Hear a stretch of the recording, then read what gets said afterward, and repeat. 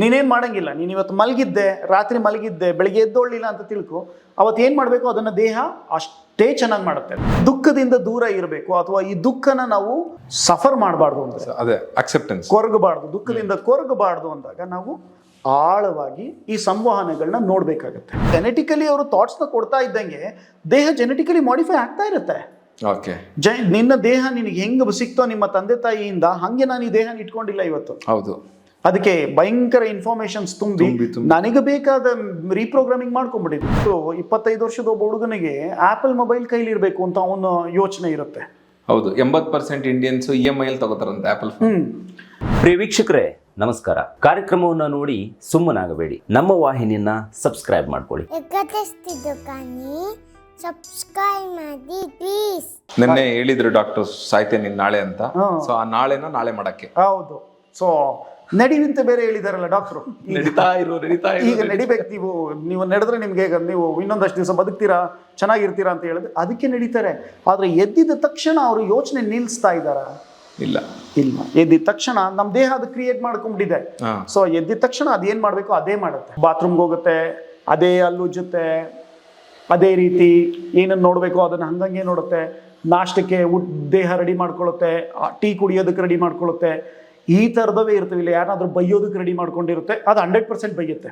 So ಹಿಂಗೆ ನಾವು ಪುನರಾವರ್ತನೆಗೆ ಒಳಪಟ್ಟು ನಾಳೆ ಏನ್ ಮಾಡ್ತೀವಿ ಅನ್ನೋದು ದೇಹಕ್ಕೆ ಆಲ್ರೆಡಿ ಗೊತ್ತಿದೆ. ಹೌದು, ನೀನೇನ್ ಮಾಡಂಗಿಲ್ಲ. ನೀನು ಇವತ್ತು ಮಲಗಿದ್ದೆ, ರಾತ್ರಿ ಮಲಗಿದ್ದೆ, ಬೆಳಿಗ್ಗೆ ಎದ್ದೊಳ್ಳಿಲ್ಲ ಅಂತ ತಿಳ್ಕೊ, ಅವತ್ತು ಏನ್ ಮಾಡ್ಬೇಕು ಅದನ್ನ ದೇಹ ಅಷ್ಟೇ ಚೆನ್ನಾಗಿ ಮಾಡುತ್ತೆ. ಅದು ನೀವು ಎದೊಳ್ದೇ ಇದ್ರು ಅದು ಮಾಡುತ್ತೆ. ಸೊ ಅದೇ ಟೈಮ್ಗೆ ಅದೇ ಹಾರ್ಮೋನ್ ಉತ್ಪತ್ತಿ ಆಗುತ್ತೆ. ಯಾವ್ದು ಉತ್ಪತ್ತಿ ಆಗಬೇಕೋ ಅದೇ ಉತ್ಪತ್ತಿ ಆಗುತ್ತೆ. ಏನು ಸ್ವಿಚ್ ಆಫ್ ಆಗಬೇಕೋ ಅದು ಸ್ವಿಚ್ ಆಫ್ ಆಗುತ್ತೆ. ಇನ್ನೊಂದು ಯಾವ್ದು ಸ್ವಿಚ್ ಆನ್ ಆಗಬೇಕೋ ಅದು ಸ್ವಿಚ್ ಆನ್ ಆಗುತ್ತೆ. ದೇಹ ಆ ಕೆಲಸ ಮಾಡುತ್ತೆ.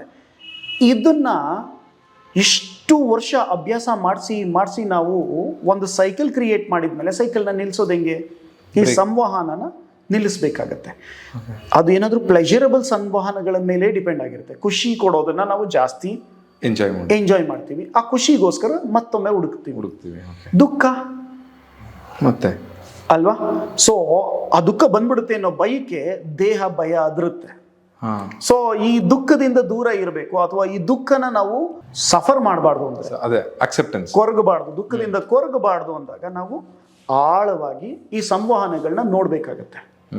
ಹೆಂಗೆ ನಮ್ಮ ದೇಹದ ಸಂವಹನಗಳು ಮೂವ್ ಆಗ್ತಿವೆ ಅಂತ, ತಲೆಯಿಂದ ಕಾಲವರೆಗೂ, ಕಾಲಿಂದ ತಲೆವರೆಗೂ ಈ ಸಂವಹನಗಳು ಹೆಂಗ್ ಮೂವ್ ಆಗ್ತವೆ ಅಂತ ನೋಡಿದಾಗ, ಆಳವಾಗಿ ಕುಂತ್ಕೊಂಡು ನೋಡಿದಾಗ ಒಂದೊಂದೇ ತಿಳಿಯಾಗ್ತಾ ಬರುತ್ತೆ. ಆದ್ರೆ ಅದೊಂದು ಹಿಪ್ನೋಟೈಸಿಂಗ್ ಕ್ರಿಯೆ. ಅದನ್ನೇ ಎಷ್ಟೊಂದು ಜನ ಮೆಡಿಕೇಶನ್ ಒಂದು ಥೆರಪಿ ಮಾಡ್ಕೊಂಡ್ಬಿಟ್ಟಿದ್ದಾರೆ. ಸೊ ಈಗ ಇರೋಂತ ಟಾಕ್ಸಿನ್ಸ್ ನ ಅಥವಾ ಸ್ಟ್ರೆಸ್ ನ ಆಳವಾಗಿ ಒಳಗಡೆನೆ ಬ್ರೇಕ್ ಡೌನ್ ಮಾಡೋದು. ಜೆನೆಟಿಕ್ ಲೆವೆಲ್ ಅಲ್ಲಿ ಹೇಳ್ಬೇಕಂದ್ರೆ ಇವು ಈಗ ಒಂದು ಸಿಗ್ನಲ್ ಬಂತು. ಸಿಗ್ನಲ್ ಅಂದ್ರೆ ಒಂದು mRNA. ಅದೊಂದು mRNA ಅದೊಂದು ಪ್ರೋಟೀನ್ ಆಗಿ ಕನ್ವರ್ಟ್ ಆಗುತ್ತೆ. ಈಗ ನಾರ್ಮಲ್ ಆಗಿ ಪ್ರೋಟೀನ್ ಆಗಿ ಕನ್ವರ್ಟ್ ಆಗ್ಬಿಟ್ರೆ ಸರಿ, mRNA ಬಂತು, ಪ್ರೋಟೀನ್ ಆಗಿ ಕನ್ವರ್ಟ್ ಮಾಡೋದಕ್ಕೆ ಟೈಮ್ ಇಲ್ಲ, ಅವನು ಆ ಯೋಚನೆ ಅಲ್ಲೇ ಬಿಟ್ಬಿಟ್ಟ ಅಂದ್ರೆ ಈ mRNA ಬಂದು ಸಣ್ಣ RNAಗಳಾಗಿ ಕನ್ವರ್ಟ್ ಆಗ್ಬಿಡುತ್ತೆ. ಇವನ್ನ ಮೈಕ್ರೋ RNAs ಅಂತ ಕರಿತೀವಿ. ಇವು ಒಳಗಡೆ ಇದ್ದು ಬೇರೆ ಕ್ರಿಯೆಗಳನ್ನ ಮಾಡಿಸೋದಕ್ಕೆ ಶುರು ಮಾಡುತ್ತೆ, ಇನಿಶಿಯೇಟ್ ಮಾಡುತ್ತವೆ. ಅದು ಏನು ಅಂತ ನಮಗೂ ಗೊತ್ತಿಲ್ಲ. ಅದನ್ನ ಒಂದು ಜನರಲ್ ಕಲೆಕ್ಟಿವ್ ಟರ್ಮ್ ಅಲ್ಲಿ ಸ್ಟ್ರೆಸ್ ಅಂತ ಹಾಕ್ಬಿಡ್ತೀವಿ. ಸೊ ಅದು ಮೆಟಬಾಲಿಸಮ್ ಡಿಸ್ಟರ್ಬ್ ಮಾಡುತ್ತೆ, ಅದರಿಂದ ಕಾಯಿಲೆನ ಉತ್ಪತ್ತಿ ಮಾಡುತ್ತೆ. ಓಕೆ, ಸೊ ಈ ಸ್ಟ್ರೆಸ್ ನ ಬ್ರೇಕ್ ಡೌನ್ ಮಾಡಕ್ಕೆ, ನೆಮ್ಮದಿಯಾಗಿರಕ್ಕೆ Vipassana is one tool, but one of the tool. So ಅದನ್ನ ಎಷ್ಟು ಜನಕ್ಕೆ ಅಷ್ಟು ಟೈಮ್ ಇದೆ? ಕುತ್ಕೊಂಡು ವಿಪಸನ ಮಾಡುವಷ್ಟು ಟೈಮ್ ಇದೆ? ನಾರ್ಮಲ್ ಆಗಿ ಕುತ್ಕೊಂಡು ಊಟ ಹುಡುಕು, ಬುಕ್ ಹುಡುಕು ಅಂದ್ರೆ ಹುಡುಕ್ತಾರ ಅವರು. ಸುಮ್ಮನೆ ಕುತ್ಕೊಂಡ್ರೆ ಯಾರು ಕುತ್ಕೋತಾರೆ? ಹೌದು. ಆಮೇಲೆ ಊಟನೂ ಕುತ್ಕೊಂಡು ಮಾಡಲ್ವಲ್ಲ ಸರ್, ಟಿವಿ ಮೊಬೈಲ್ ನೋಡ್ಕೊಂಡು ಊಟ ಅವ್ರು ಏನನ್ನ ಮಾಡ್ಲಿ, ಸುಮ್ಮನೆ ಕುತ್ಕೊಂಡಿದ್ರು, ಸುಮ್ಮನೆ ಕೂತಿದ್ರೆ ಪರವಾಗಿಲ್ಲ. ಅವ್ರು ಸುಮ್ಮನೆ ಇಲ್ಲಿ ಕೂತಿರ್ತಾರೆ? ಸುಮ್ಮನೆ ಕೂತಿರಲ್ಲ. ದೇಹನ ಸುಮ್ಮನೆ ಕುಂದ್ರಿಸೋದೇ ಒಂದ್ ಕೆಲಸ, ಆಕ್ಟಿವ್ ಮಾಡಿರ್ತಾರೆ ಅವರು, ಯಾವಾಗ್ಲೂ ಆಕ್ಟಿವ್ ಆಗಿ. ಸೊ ಜೆನೆಟಿಕಲಿ ಅವರು ಥಾಟ್ಸ್ ನ ಕೊಡ್ತಾ ಇದ್ದಂಗೆ ದೇಹ ಜೆನೆಟಿಕಲಿ ಮಾಡಿಫೈ ಆಗ್ತಾ ಇರುತ್ತೆ. ನಿನ್ನ ದೇಹ ನಿನಗೆ ಹೆಂಗ್ ಸಿಕ್ತೋ ನಿಮ್ಮ ತಂದೆ ತಾಯಿಯಿಂದ, ಹಂಗೆ ನಾನು ಈ ದೇಹನ ಇಟ್ಕೊಂಡಿಲ್ಲ ಇವತ್ತು. ಹೌದು, ಅದಕ್ಕೆ ಭಯಂಕರ ಇನ್ಫಾರ್ಮೇಶನ್ಸ್ ತುಂಬಿ ನನಗೆ ಬೇಕಾದ ರೀಪ್ರೋಗ್ರಾಮಿಂಗ್ ಮಾಡ್ಕೊಂಡ್ಬಿಟ್ಟಿದೀವಿ. ಹೆಂಗೆ ಒಂದು ಕಂಪ್ಯೂಟರ್ ಪ್ರೋಗ್ರಾಮ್ ಆಗಿ ಬರುತ್ತೋ, ಪ್ರೋಗ್ರಾಮ್ ಅಪ್ಲಿಕೇಶನ್ ಸಾಫ್ಟ್ವೇರ್ಸ್ಗಳು ಹೆಂಗ್ ಬರುತ್ತೋ, ಹಂಗೆ ನಾವು ನಮಗೆ ಸಿಕ್ಕಿದ್ದನ್ನ ಪ್ರೋಗ್ರಾಮ್ ಮಾಡ್ಕೊಂಡ್ಬಿಟ್ಟಿದ್ದೀವಿ. 2 ರೀತಿ ನಡೆಯುತ್ತೆ. ಒಂದು ಲೈಫ್ ಸೈಕಲ್ಲು, ಇನ್ನೊಂದು ಲೈಫ್. ಇದನ್ನ ಬಯಾಲಜಿಕಲ್ ಸೈಕಲ್, ಅದಾದ್ರೂ ಪಾಡ್ಗೆ ಅದು ನಡೆಯುತ್ತೆ. ನಿನ್ಗೆ 20 ವರ್ಷ ಆದ್ಮೇಲೆ 20 ವರ್ಷ ಆಗುತ್ತೆ, 30 ವರ್ಷ ಆದ್ಮೇಲೆ 30 ವರ್ಷ ಆಗುತ್ತೆ, 40 ವರ್ಷ ಆದ್ರೆ 40 ವರ್ಷ ಕಂಪ್ಲೀಟ್ ಆಗಬೇಕು.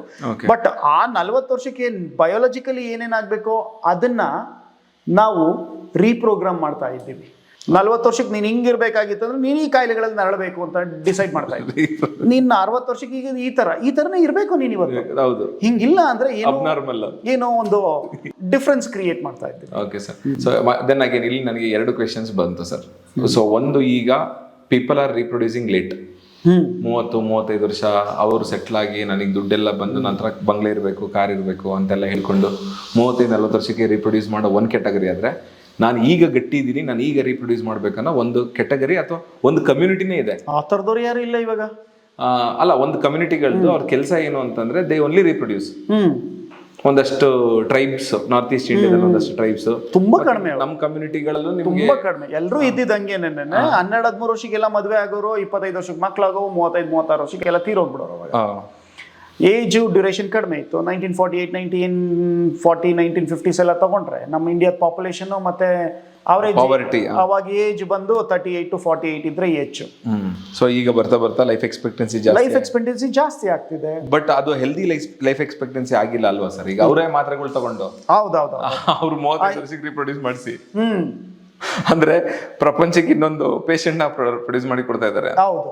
ಸೊ ಇದಕ್ಕೆ ಏನ್ ಹೇಳಕ್ ಇಷ್ಟಪಡ್ತೀರಾ ಸರ್ ಈ ಮಾಡರ್ನ್ ಯಂಗ್ ಜನರೇಷನ್ಸ್ಗೆ ಕಿವಿ ಮಾತು ಕೊಡೋದಾದ್ರೆ, like specially people those are between 20 to 35 ಆ ಕ್ಯಾಟಗರಿಯಲ್ಲಿ ಇರೋರು? ಸಿ, ನಾವು ಒಂದನ್ನ ನೋಡ್ಬೇಕು. ಮೊದಲು ಯಾವುದೇ ಒಂದು ಪ್ರಾಣಿ ಆದ್ರೂ ಮುಖ್ಯವಾಗಿ ಏನಕ್ಕೆ ರೀಪ್ರೊಡ್ಯೂಸ್ ಮಾಡ್ಬೇಕಾದ್ರೆ, ಒಂದು ಊಟ ಹುಡಿಕೊಳ್ಳಿಕ್ಕೆ, ಇನ್ನೊಂದು ಸಂತಾನೋತ್ಪತ್ತಿ ಕ್ರಿಯೆ. ಯಾವುದೇ ಪ್ರಾಣಿ ಆದ್ರೂ, ಮನುಷ್ಯ ಅದರಲ್ಲಿ ಇನ್ಕ್ಲೂಡಿಂಗ್ ಹುಲ್ಲು ಸರ್, ಮನುಷ್ಯ ಅದರಲ್ಲಿ ಏನು ಬೇರೆ ಅಲ್ಲ. ಸೊ ನಾವು ಅದರಿಂದ ದೂರ ಹೋಗ್ತಾ ಇದ್ದೀವಿ, ನಮ್ಮ ಪ್ರಿಯಾರಿಟೀಸ್ ನ ಚೇಂಜ್ ಮಾಡ್ತಾ ಇದ್ದೀವಿ. ನಿನಗೆ 30 ವರ್ಷಕ್ಕೆ ಇವತ್ತು 25 ವರ್ಷದ ಒಬ್ಬ ಹುಡುಗನಿಗೆ ಆಪಲ್ ಮೊಬೈಲ್ ಕೈಲಿ ಇರ್ಬೇಕು ಅಂತ ಅವನ ಯೋಚನೆ ಇರುತ್ತೆ. ಹೌದು, 80% ಇಂಡಿಯನ್ಸ್ EMI ಅಲ್ಲಿ ತಗೋತಾರಂತೆ ಆಪಲ್ ಫೋನ್. ಆಪಲ್ ಮೊಬೈಲ್ ಇರಬೇಕು, ಯಾಕೆ ಇರಬೇಕು ಅಂತ ಕೇಳೋದಿಲ್ಲ. ಆಯ್ತಾ? ಸೊ ಹಂಗಿದ್ದಾಗ ಒಂದು ಲೆಕ್ಕ ಹಾಕಿ, ಬೇರೆದು ಏನೋ ಮಾಡ್ಬೋದಿತ್ತು, ಬಟ್ ಅದೇ ಫಿಕ್ಸ್ ಆಗಿದೆ. ಹಂಗೆ 30 ವರ್ಷಕ್ಕೆ ಬರ್ತಿದ್ದಂಗೆ ಅವನದೇ ಸ್ವಂತ ಕೆಲಸ ಇರಬೇಕು, ಅವನಿಗೆ ಸ್ವಂತ ಕೆಲಸ ಇದ್ರೇನೆ ಮದುವೆ, ಅವನು ರಿಪ್ರೊಡಕ್ಷನ್ ಸೆಲೆಕ್ಟ್ ಆಗೋದು. ಇನ್ನು ಹುಡುಗಿನೂ ಸೆಟ್ಲ್ ಆಗಿರ್ಬೇಕು, ಅವಳು ಕೆಲಸ ಮಾಡ್ಬೇಕು, ಅವಳು ಕೆಲಸ ಮಾಡ್ಲೇಬೇಕು ಅಂತ ಅವಳು ಡಿಸೈಡ್ ಮಾಡ್ಕೊಂಡಾಗ ಅವಳು ಮದುವೆಗೆ ಎಲ್ಲಿ ಒಪ್ಕೋತಾಳೆ? ಸೊ ಇವು ಎರಡೂ ಬ್ಯಾಲೆನ್ಸ್ ಮಾಡಿದಾಗ ಅವರು ಮದುವೆ ಆಗ್ತಾರೆ. ಸೊ ಇದೊಂಥರ ಇಂಡೈರೆಕ್ಟ್ಲಿ ಪಾಪ್ಯುಲೇಷನ್ ಕಂಟ್ರೋಲಿಗೆ ಒಳ್ಳೇದೇ ತಾನೆ, ಆಗ್ಲಿ ಬಿಡಿ. ಅಲ್ಲ, ಬಟ್ ಒಳ್ಳೆ ಕ್ವಾಲಿಟಿ ಜೀನ್ಸ್ ಹೋಗುತ್ತಲ್ಲ ಸರ್ ಲೂಪಿಂದ, ಜೀನ್ ಪೂಲ್ ಅಲ್ಲಿ ನಿಮ್ಗೆ ಸ್ಟ್ರಾಂಗ್ ಜೀನ್ಸೇ ಹೊಟ್ಟೋಗ್ಬಿಡುತ್ತಲ್ಲ. ಅದಕ್ಕೆ ಅಂತ ಹೌದು, ಅದನ್ನ ನಾನು ಒಪ್ಕೋತೀನಿ. ಬಟ್ ಇವಾಗ ಸಮಾಜ ಕ್ರಿಯೆನೇ ಮುಂದಕ್ಕೆ ಹೋಗ್ಬಿಟ್ಟಿದೆ. ಅಲ್ಲ, ಹೌದು, ಅದು ಕರೆಕ್ಟ್ ಸರ್. ದುಡ್ಡಿದೆ, ಟೆಕ್ನಾಲಜಿ ಇದೆ ಸರಿ, ಬಟ್ ಅದನ್ನ ಉಪಯೋಗಿಸಕ್ಕೆ ಪಾಪ್ಯುಲೇಷನ್ ಇಲ್ಲ ಅಂದ್ರೆ ನೆಕ್ಸ್ಟ್. ಈಗ ನಾವು ಫಿಟ್ನೆಸ್ನ ಹೆಂಗೆ ಕ್ಯಾಲ್ಕುಲೇಟ್ ಮಾಡ್ತಿದ್ದೀವಿ ಅಂದರೆ, not on the basis of human reproduction. ಹೌದು, ಇವತ್ತು ಇಂಡಿಯಾ ಫಿಟ್ಟೆಸ್ಟ್ ಅಂತ ಕರಿತೀವಿ. ಹೌದು, ಯಾಕೆಂದ್ರೆ ನಮ್ಮ ಪಾಪ್ಯುಲೇಷನ್ ಜಾಸ್ತಿ ಇದೆ, ಅದನ್ನ ಯಾರೂ ಗಣನೆಗೆ ತಗೋತಾ ಇಲ್ಲ. ಕಾಯಿಲೆಗಳಿರೋದನ್ನ ಗಣನೆ ತಗೋತಾ ಇಲ್ಲ, ಕಾಯಿಲೆಗಳನ್ನ ಮಾತ್ರ ಗಣನೆ ತಗೋತಾರೆ. ಇಂಡಿಯಾ ಯಾಕೆ ಇಷ್ಟು ವ್ಯಾಲ್ಯೂ ಇದೆ ಅಂದ್ರೆ, ಇಂಡಿಯಾದಲ್ಲಿ ಪಾಪ್ಯುಲೇಷನ್ ಜಾಸ್ತಿ ಇದೆ ಅಂತ, ಯಂಗ್ ಜನರೇಷನ್ ಜಾಸ್ತಿ ಇದಾರೆ ಅಂತ. ಸೊ ಫಿಟ್ಟೆಸ್ಟ್ ಪಾಪ್ಯುಲೇಷನ್ ಅಂತ, ಫಿಟ್ಟೆಸ್ಟ್ ಅಂತ ಕರೀತದ ನಾವು. ಪಾಪ್ಯುಲೇಷನ್ ಇದ್ರೇನೆ ಫಿಟ್. ಓಕೆ, ಇಂಡಿಯನ್ಸ್ ಫಿಟ್ ಅಂತ ಲೆಕ್ಕ. ಅದು ಹೆಂಗನ ಇರ್ಲಿ ಜನರೇಷನ್, ಯಾಕೆ ಅಟ್ಲೀಸ್ಟ್ ಎಲ್ರಿಗೂ ಕೆಲಸ ಇರುತ್ತೆ. ಕಾಯಿಲೆಗಳಿರುತ್ತೋ ಬಿಡುತ್ತೋ ಅದು ಬೇರೆ ಮಾತು. ಫಿಟ್ ಪಾಪ್ಯುಲೇಷನ್ ಇದೆ, ಯಂಗ್ ಪಾಪ್ಯುಲೇಷನ್ ಇದೆ ಅಂತ. Next 10 years down the line ಇದನ್ನ ನಾವು ಎಷ್ಟು ಪಾಪ್ಯುಲೇಷನ್ ಕಡಿಮೆ ಆಗುತ್ತೆ, ಆಟೋಮೆಟಿಕಲಿ ಕಡಿಮೆ ಅದೇ ಆಗುತ್ತೆ. ಅದರಲ್ಲಿ ಏನು ಡೌಟ್ ಇಲ್ಲ.